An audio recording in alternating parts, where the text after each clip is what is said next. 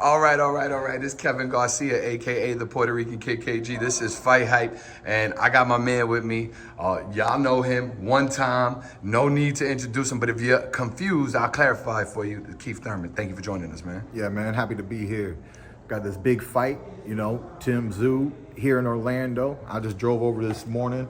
I'll be suited and tied up, working the ringside commentating for the fight. So I'm just looking forward to it. We got Prime Video, non-pay-per-view, and it's going to be great, for all those Prime members to just get this world-class boxing, at the comfort of their home. How a lot of people who have been boxing fans for a long time, we've been through a big shift recently, with everything that's happened with Showtime, HBO, and I've just been telling a lot of fight fans, that boxing is new, boxing is different, and just keep expecting it to change. But hopefully that all the different networks, different stream sites, that they can pull it together and get something very exciting going for you guys. And I believe that's what they're trying to do with this card right here, with 3 terrific fights on the card. Yeah, I mean, they're definitely terrific fights. You got Tapia versus Saavedra. You got Yoenis Tellez, and please forgive me, I cannot remember his opponent's name, but I've seen him fight before. He's a tough Venezuelan fighter. And then, of course, our main event, Tim Tszyu, Murtazaliev for a strap at 154, and I'll just start there. How do you think that fight plays out? And I know you're commentator, so whatever insight you can give, we appreciate. They both just love this fight. I got to talk to them a few days ago, and they just love the style that their opponent is bringing to the table, because they're like, I'm not going to have to go find this guy. They believe that their opponents, one another, that does not bring anything special. So they're both confident that they're going to overcome, which is what you want. But we know that's not going to happen. One will prevail. So is it two? Is it Tszyu? Is it Bakhram? And I don't know too much about Bakhram. I've seen very little film on him, but I'm looking forward to it and seeing what kind of statement he wants to make here in the U.S. come tomorrow night.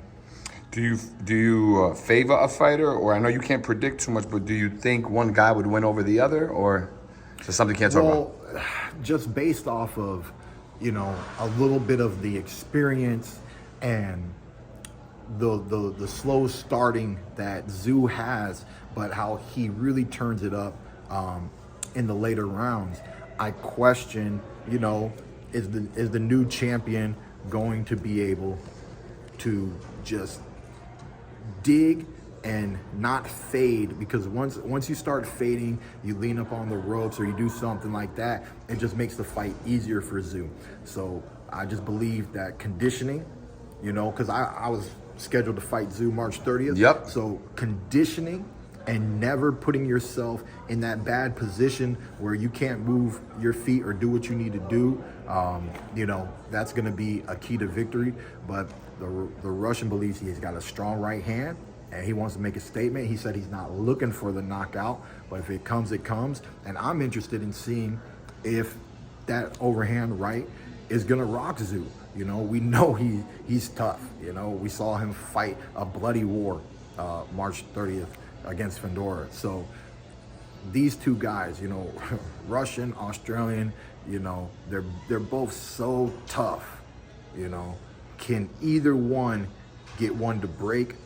I know they want to hurt each other. I'm expecting a lot of overhand rights, but strategically, I'm going to be looking to see if one of them, because it's a 12-round championship fight, is going to make the adjustment and try to take a little bit from the body of the other opponent.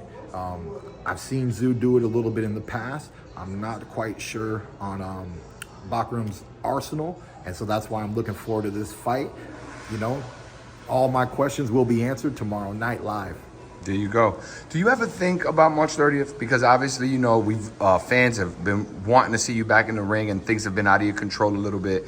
And it seemed like we were going to get that fight, and people were excited. Do you have any feelings of regret or any thoughts at all when you think about that fight not happening, especially considering what occurred? It was hard. I'd have to say that out of all the years of fighting, out of all the obstacles, all the injuries, all the time off, setbacks. This year was a very challenging year. But luckily for me, you know, I've always been a man of faith. Not only do I believe in myself, but I believe in the universal higher power that, you know, optimistically, Keith Thurman has an opportunity right now in the world of boxing that as I come back, I have the opportunity to have one of the greatest comeback stories of this generation. We've heard tremendous comeback stories throughout the years. Movies have been made upon it, you know, and, you know, sometimes life feels like a dream. And looking back at this year, it's pretty dreamy, man. It's like, how did this happen? How did that happen? You know, but at the end of the day, I'm here and I'm healthy. I'm holding strong. I still love the fight game. And I'm looking forward to seeing what opens up at the start of next year. I believe in early January, late December. Hopefully we will start being able to open up negotiations to see what manifests. I would still love the Tszyu fight. Tszyu becomes champion again. I already know he's going to be looking towards unification bouts. He might want the rematch with Fundora.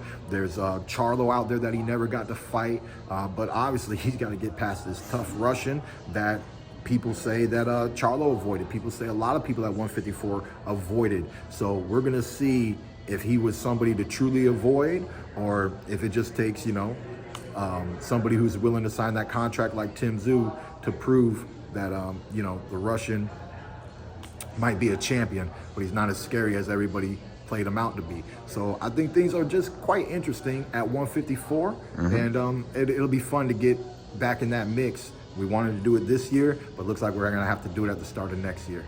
There you go. That was my question. When can we expect you back? So thank you for that clarification.